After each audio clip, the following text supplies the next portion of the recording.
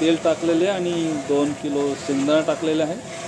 आता हळूहळू शेंगदाणा तेल मिक्स करत आहे दिनेशने। बघा चमचा बघा आहे नक्की किती मोठी आहे ती। मिरची हे बघा मित्रांनो, तेल शेंगदाणा आता मिरची टाकलेली आहे। तर आता पोहेला सुरू करायचे आहे, खाण्या मारायचं आहे आम्ही आता। बघू शकता अशा पद्धतीने व्यवस्थित वर खाली करत आहे। हे बघा कांदे बघा, हे बघा कांदा पोहे बघा मित्रांनो, सध्या कांदा पोहे रेडी होत आहे। तर 2.5 पाकिट तेल, 2 किलो शेंगदाणा, 1 किलो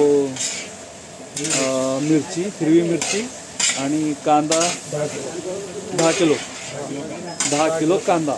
हे बघा मित्रांनो सध्या कशी तयार होते कांदा पोहे। तर कांदा टाकलेला आहे, मिरची टाकलेला आहे, शेंगदाणा टाकलेला आहे, तेल टाकलेलं आहे। तर आता पुढची स्टेप बघूया, पुढे काय टाकणार आहे।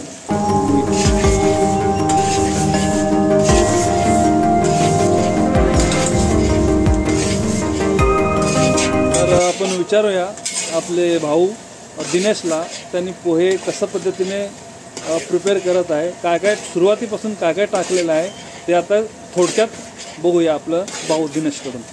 दिनेश थोडक्यात पोहे कसं करायचं सांग आम्हाला। 3 किलो तेल टाकलेलं आहे। 3 किलो तेल, ओके। मग नंतर थोडं 2 किलो शेंगा टाकलेला आहे। हां, ते 5 मिनिट भाजून घेतलेलं आहे। 5 मिनिट भाजून घेतलेलं आहे। हां, त्यानंतर कांदा टाकलेला आहे 10 किलो, ओके। ते बी 5 मिनिट भाजून घेतलेलं आहे, ओके। त्यानंतर मीठ टाकलेलं आहे। हां हां, मिठानंतर हळद टाकलेलं आहे 4 चमचा, ओके। आता ते मिक्स करून घेत आहे। हां हां, खालीवर केल्यावर टेस्टी बघायचं, ओके। 2 मिनिट करत आहे, मिक्स करायचं सगळं, ओके, सगळं मिक्स करायचं आहे। हां, पोहे टाकत आहे। हे बघा मित्रांनो, टेस्ट आहे, ओके।